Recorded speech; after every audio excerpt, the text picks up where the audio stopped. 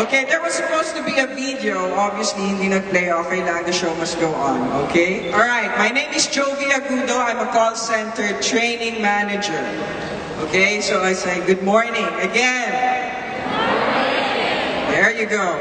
Okay, now, what am I here for? Ang isi-share ko po ay tungkol sa mga nakuha ko sa call center in working there for 16 years.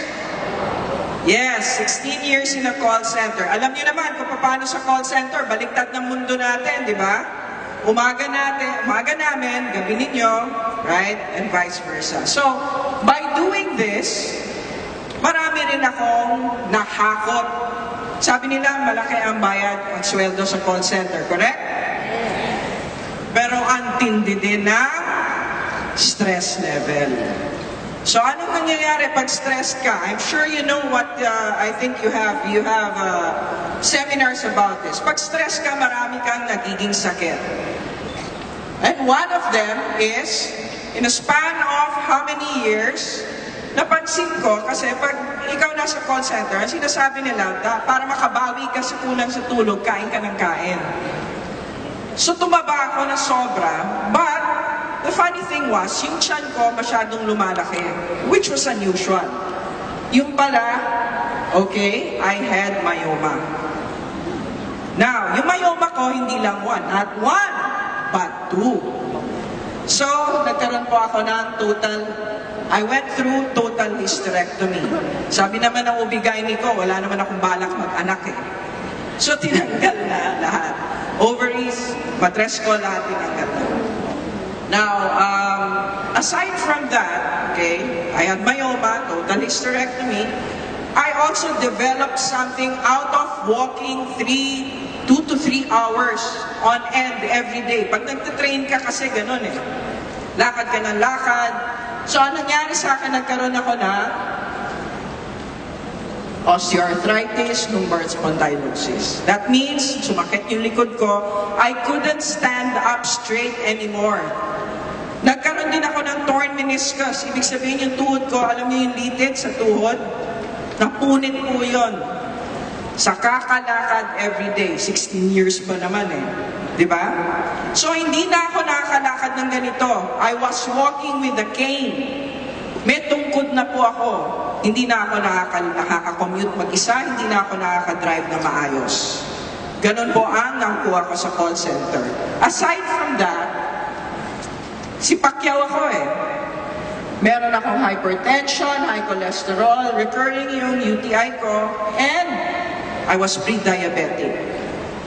So, kakabalik ng balik ko sa doktor, sabi ng doktor sa akin, I think there's really something wrong with you, patest na natin yung dugo mo. Bina-check ko, ang sabi sa akin, meron daw akong lupus. Sino may alam kung ano yung lupus? Okay, lupus is a kidney disease that, unfortunately, one of our presidents died of. So, it was a very damaging kidney disease. Siyempre, na-devastate ako. But I did not give up. I went on to see another doctor, mismo sa NKTI, National Kidney Institute. Same thing, sinabi sa akin, may lupus po kayo. Hindi pa rin ako nag-give up. Finally, I found a doctor, a third doctor, told me, okay, eto gawin natin para ma-rule out na natin yan. Mag-kidney biopsy ka. Alam niyo yung kidney biopsy? Kukuha sila ng laman sa kidney mo. Paano ginagawa yun? Tinusok po yung likod ko. Kumuha ng laman, 2 beses. Naramdaman ko po yun, masakit. Masakit. Pero, that was the time that they found out hindi pala lupus. IgA nephropathy. Sumaya akong konti, hindi lupus. It's still a kidney disease. It's still a lifetime kidney disease, something that I acquired from how many years I worked in a call center. Now, what happens if you have IgA nephropathy? Hindi na ho niya nasasala na mabuti ang ini-intake nyo, pati yung iniinom yung tubig. Nare-retain na. Ano nangyayari? Namamaga, minamanas ako. So imagine niyo yung itsura ko, may tungkod na, nakayuko na, masakit na yung likod kasi hindi makatayo masyado. Ang tuhod, masakit na mamaga pa. Now, that is what happened. happens. Pag hindi na-address ang IgA nephropathy, dialysis. Okay, so yun pa ang nangyari sa akin. Now, what did I do? After which, nung nalaman ko po yun, I was taking 4 types of maintenance medicine, check-up every 3 months. I had to go to a strict diet kasi meron akong mataas na creatinine. Okay, sisimplihan ko na lang. Anong creatinine? Pag mataas ang creatinine nyo, ibig sabihin, hindi nagfa-function normally ang kidney nyo. So, kailangan kong pababain yun, and that is by doing a strict diet. Limited mobility, ibig sabihin, hindi na nga po ako makagalaw. Wala nang out of town, nakatungkod ka eh. So, what did I do? I called on my upline right now, Miss Melanie Ramirez, alright, who invited me to AIM Global and said, you gave me supplements before I'd like to try again, okay?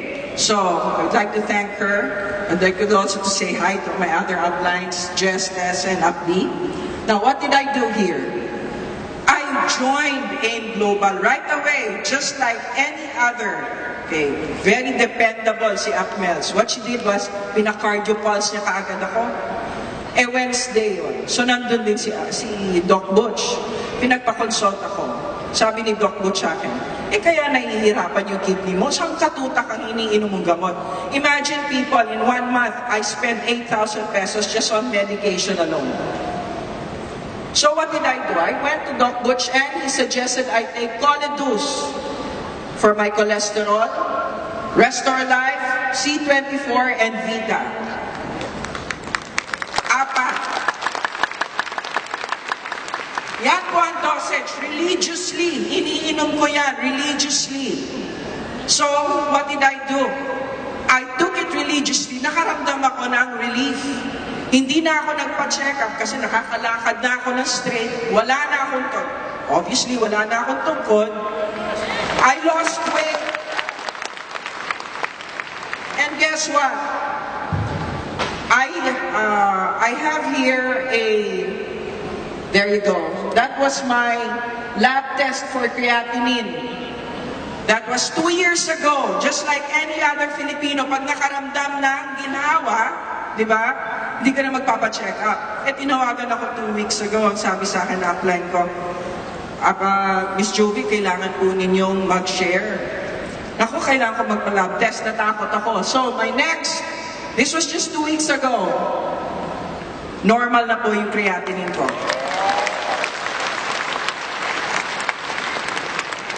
So, long story short, all these AIM Global supplements that they gave me worked. I can work more than, not just 16 years, another 16 years is no problem for me now. And I would like to thank the BOD of AIM Global. Thank you very much. You're brilliant. Okay? Not just brilliant, your service is great. And of course, before I end all this, there is only one Creator, and I would like to thank the Creator. To God be the glory for all this. Thank you all. I love you, AIM Global. I love you all.